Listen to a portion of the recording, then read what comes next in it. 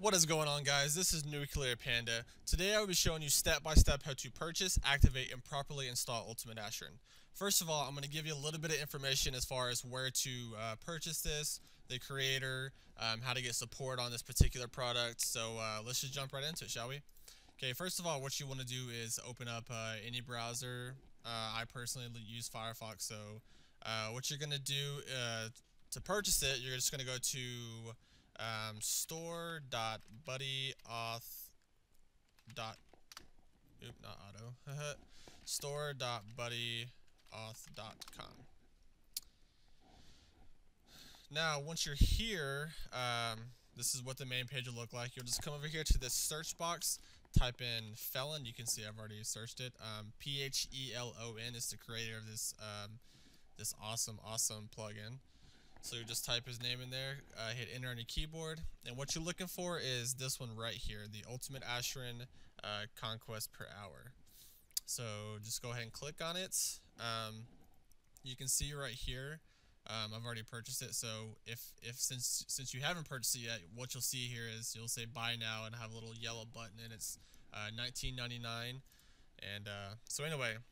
Once you're here, you can actually scroll down and it gives you a full description as far as what it does, everything that's involved in it, and it's constantly being updated. So I think Phelon updates it maybe, I don't know, he's constantly adding new stuff, but it doesn't actually get pushed through for a couple days. So it gets updated at least 2 or 3 times a week.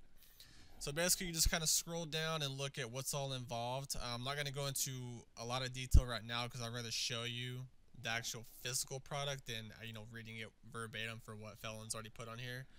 So if you want to go have a look at that, he has pretty much the full description of what we're going to go through. He has photos, pictures of what the actual plugin looks like, and it's pretty awesome, guys. I'm not gonna lie, it's awesome. So anyway, let's just get right into it. So, before we do that, I'm actually going to show you where you can get support for this. So, we're going to go back to our browser, and we're going to go to the buddyforum.com. And this is just a quick way. If you already have it saved, that's great. But so once you're on the Buddy forum, you'll just come over here to the search. Just type in Ultimate Ashran. And let's see, it's right here. It may vary depending on who's posted last, etc. So this is the actual forum that you can ask for support, give suggestions, whatever the case may be. Now I don't actually work for Phelon. I just took it upon myself because I've been in contact with him, just working out kinks and bugs and just helping him with suggestions. So I'm actually taking this upon myself to do this for him. So any kind of support questions you have, you can always type in the forum. You can add me on Skype, and that information is also on thebuddyforum.com, and I'll actually put a link to a link in the description below if you want to check that as well. So anyway, let's get right into what this plugin actually does. Okay, so how do you work this plugin to suit your needs? That is the question. So, obviously what you want to do first is go ahead and open up your World of Warcraft, and followed by your Honor Buddy.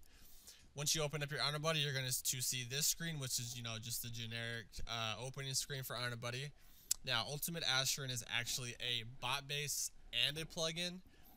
They're completely interchangeable. Anything you change to the bot config right here is, let me just drag this over here. Anything you change in the bot config, you can actually change. It's interchangeable for what you can actually change inside the plugin itself. So if I make changes to, say, select out of Ashran bot base, and I save it or close it and saves it, it's actually going to change into the plugin as well. So it doesn't matter how you go about doing it. They're completely interchangeable. It 100% works, so just however you feel more comfortable doing it. So I personally like using bot config. It's just one less step, one less click I have to do. So let's go ahead and click on it, and let's go into detail what it does. So first and foremost, you have 7 tabs up here at the top. You have mix mode, chat, raid, your combat tab, loot, events, and your gear tab. So let's start with the mix mode. So what this does, you can actually do 2 different things at once. You can queue yourself for Ashran if you don't get into a raid right away. You can queue yourself, it'll auto accept, and in the meantime, while you're waiting, if you don't get into Ashran right away, you can actually, go farm different things that you like farming. You can do questing with it, you can do grind bot, really anything that you want to do outside of Ashran, you can do it with this plugin while you're waiting for the queue to pop. So what you actually want to do is select out of Ashran bot base, and this is only for if you want to, like I said, do any other things besides wait for the queue to pop.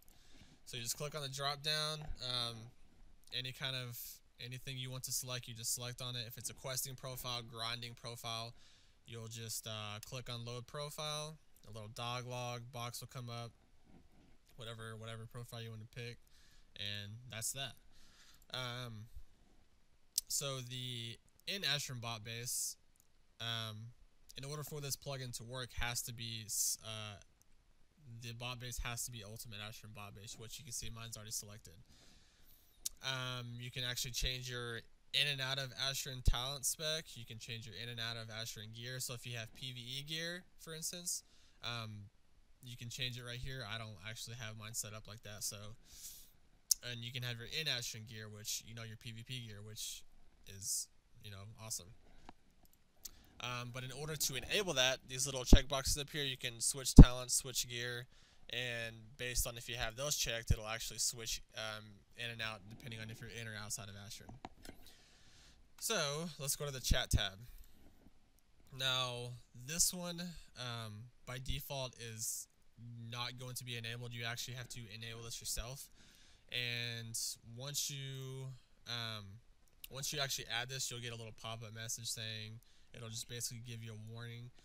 So let's go ahead and do that right now. So the default here is looking for a group, and where it says channel here, you can actually pick which, let me move this up a little bit. You can click on which channel you want this to broadcast in. So if you're already in a raid, which there's really no use for that, because the whole reason why you're looking for a group is because you want to be in a raid. So just go ahead and leave the default on channel. The default channel for that is the /1 channel in World of Warcraft, and the interval here is in seconds. So 120 seconds would be 2 minutes. You can change. I personally use 200 interval. And that's just because it looks a lot less body. So what you'll do right here, where it says inner chat message, you'll just basically put what you want your message to say when you broadcast. So I just use, looking for invite, and that's pretty much it. You can put whatever you want there, it doesn't matter. And once you do that, you click add, and it'll add it to your box up here. And so this only works if you're inside of Ashran. So once you walk into the cross lines between either War Spirit and Storm Shield, and you walk into the Ashran zone, this will actually only broadcast when you're inside Ashran zone. And it's coded that way, so it only works when you're in Ashran. And it also only works if you're not already in a raid. So it's a beautiful thing. So up here, the look for more and the announce events. Both of these 2 boxes are not checked by default, and that's because you have to personally enable them. And they only work if you're either the leader of a raid or if you're an assist for the raid. And you also have to come down here and add your your chat types, and you have to add those to your dialogue. So let's say you don't want to look for more, but you want to announce events in the event that you're either the leader or assist. So basically just click on events, leave it to the default channel, because you'll announce, or actually I put mine to raid, I believe, because then you'll announce the events only to your raid. And then you also have to check this use only if lead or assist. So once you do that, you just click add, and it adds right up there. So now let's go ahead and go to the raid tab. So this right here is your raid tab. Basically, you have different options over here. Your raid options. It'll automatically accept raid invites. It'll invite others to the raid automatically, and it'll also invite others if you're assisting leader. I don't personally use promote others to lead. That's just because, I mean, really being the leader, you have more control of the raid. It's really personal preference. Some people don't like being a leader because it draws more attention, so it really just depends on personal preference. You can actually leave the raid if the player count is less than the interval you put in this box. The default is 3. I personally use 10, and I'll get into that in a little bit, and I'll tell you why I use 10 because it just works better for me. If you're lead, you can actually kick offline players that just go offline, and you can actually kick out of zone players. So if they go back into War Spear and they're not actually in Ashran, or if they go back into Storm Shield and they're not in Ashran, then it'll automatically kick them out of the raid. Your mount range is, you know, obviously that's common sense what that is. You mount up when you have to travel a specific distance. Your follow distance is same thing when you're following the group, the raid as a whole, and the percent of raid in one place. Now this is whenever say you have 40 people in your raid, which is the max, and there has to be at least 35% of those 40 clustered in one location before your bot will actually travel to that location. So if you want at least a third of your, 13 out of your 40 people have to be together in a cluster, in a clump, before your bot will actually travel to them. So I actually lower this to, I usually use about 20. Anywhere from 15 to 20 is what I use. And that's because, there's going to be other people botting it, and it's not always going to be 100% actual players playing. So I like to lower mine, that way it'll travel more often to the biggest group in your raid.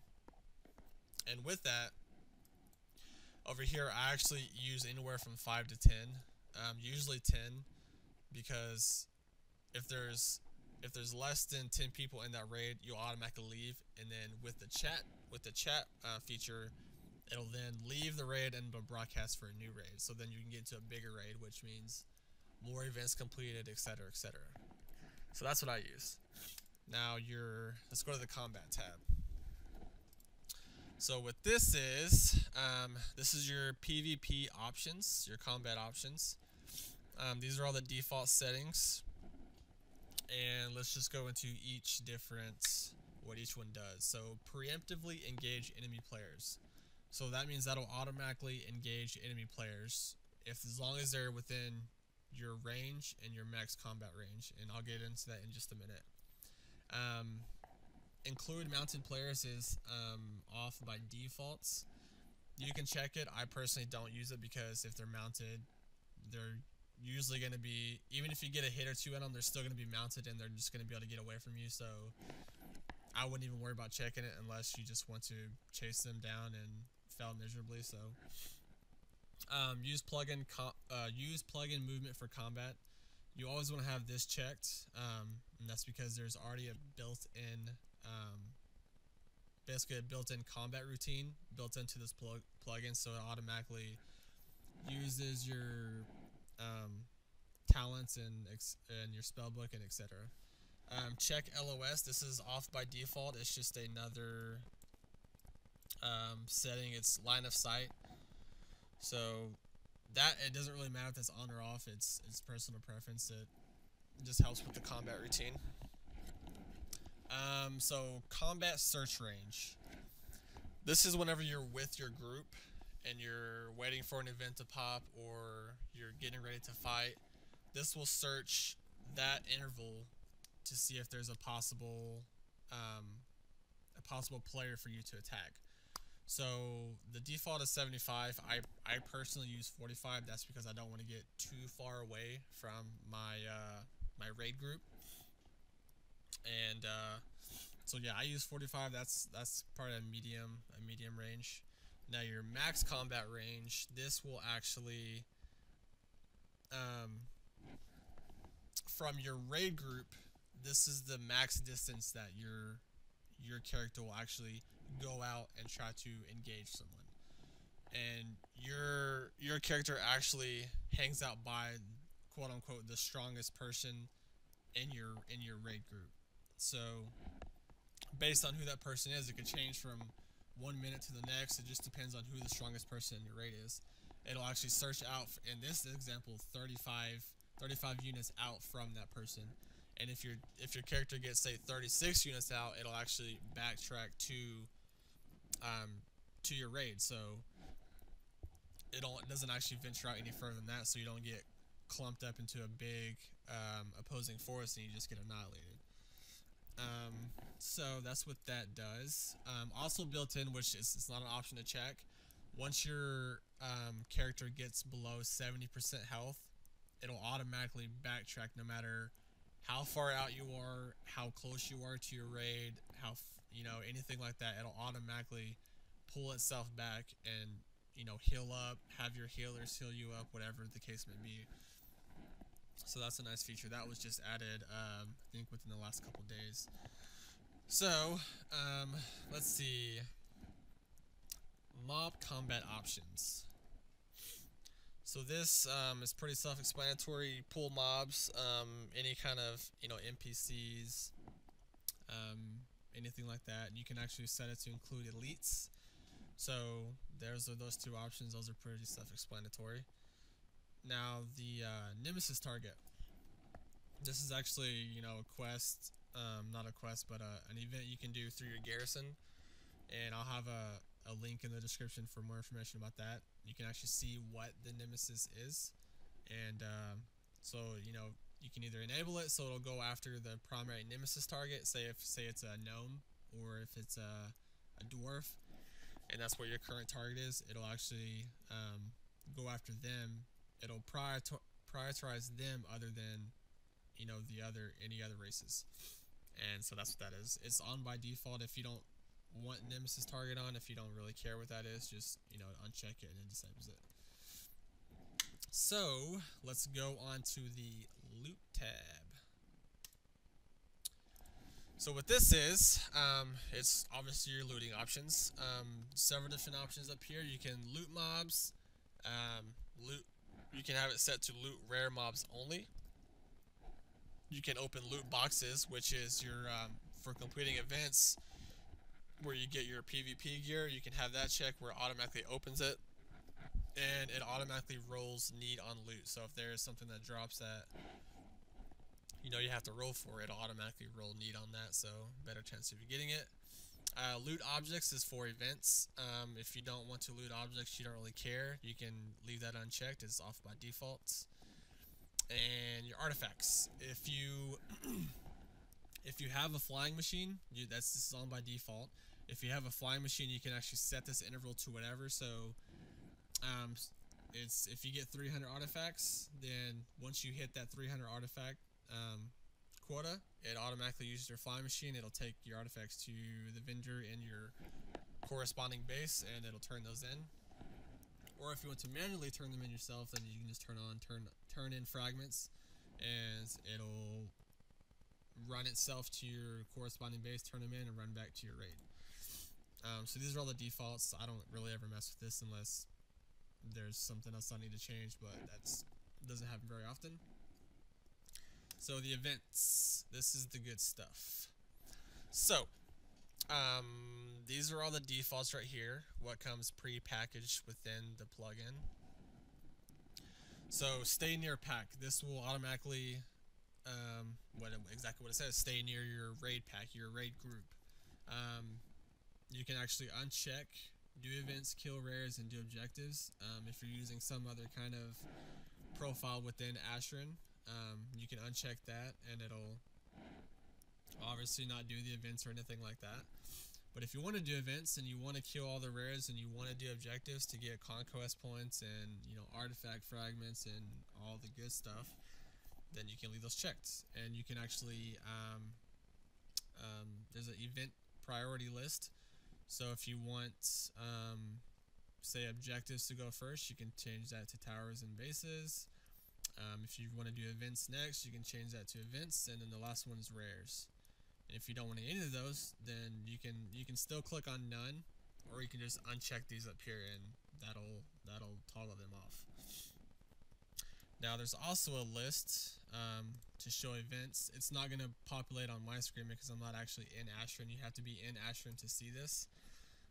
So it'll actually, there's set timers, and it'll show all the events listed, approximately when they're going to be starting, and this is all coded into the plugin itself. So once you're in Ashran, you can click show events. It'll populate this list right here, and it'll show you exactly what events are coming up. And this also corresponds to your chat box over here, your events. So as they're coming up, it'll actually broadcast 3 minutes. I believe it's 3 minutes prior to the next event, and then I believe it's every 30 seconds or every minute until that event starts, it'll broadcast that event. But you have to have an announce events checked in your chat box or in your chat tab for it to do that. So let's go back to events. This down here is your navigation options. The default is 5. And you can actually uncheck it if you don't really care about it.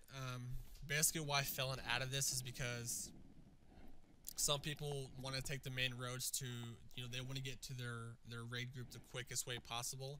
And the way to do that is take all the main roads.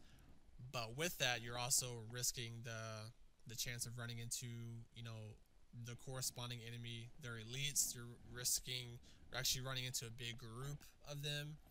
So what this does, you can actually change it to, I use between 15 and 20, and it'll actually take the quote-unquote back roads to the event. So that way you kind of bypass all the stuff that may kill you. So I use anywhere from 15 to 20. If I'm actually at my computer and I'm watching it, I may use 5 because then I can, I'm actually here watching it, so it's not a big deal. So you can change that to whatever you want. I wouldn't go anywhere above 20. If you use 20, it usually bypasses all of the more populated areas. All right, now gear. This will actually automatically buy PvP gear in Ashran. So there's 2 vendors. One that's in War Spear, one that's in Storm Shield for Horde Alliance, and then there's vendors actually within the Ashran zone. And you're going to want to use those vendors. Otherwise, if you get vendor items from, say, the vendor in War Spear, then once the bot gets X amount of conquest points, it's going to try to run out of Ashran and buy that gear. And the plugin will notice that you're not in Ashran, so it'll run back, and it'll just be a vicious cycle. So make sure if you're going to use this feature that you use the vendors that are in Ashran. And basically how it works is once you get inside game, you'll click on that vendor. Just left click on the vendor, you'll click get vendor items, and it'll just populate every single item that vendor has to sell. And you'll say you need your main hand, your offhand, and your helmet left to complete your PvP set. You'll search down, click on the item over here, and then you'll click add item. Click on the next one, add item. Click on the next one, add item. And then it'll actually list them right here in this box right here. And then you'll scroll over, you can see how much they cost, where the vendor's located, and then once the plugin actually purchases that item, it'll put a little checkbox right here where it says bought, so you'll know that you've already purchased it. Now with this, you can't actually put the items in order that you want the bot to purchase them in. It actually purchases it from the least amount of conquest to the most expensive. So for example, you have your main hand, which costs 3,500 conquest, and then you have 2 rings that cost 1,250 each. You may add your main hand weapon first, but if you have anything that's less than that 3,500 conquest, it's gonna buy those. It's gonna buy those first, because as you get those conquests and you have enough to purchase any item on your list, it's going to buy the item automatically first. But then it'll check it off, and then as you get more conquests, it'll start buying the more expensive stuff. So let's go ahead and hide that, and I'm going to get into a little bit more detail about the whole combat aspect, because that's what a lot of people have been having questions about, and there's a little bit of confusion surrounding which combat routine to use, if you can use another combat routine. So let's go ahead and get into that. Okay, so the main question that we get while using this plugin is, my bot won't move, it queues for Ashran and then it stands there, it doesn't attack anything. Really those are the main questions why people are kind of been discouraged from buying this. So I'm going to go into a little bit more detail in this aspect, because that's really the main questions and main concerns that we've been getting. So for starters, I personally suggest using a different combat routine other than singular, and I'll tell you why.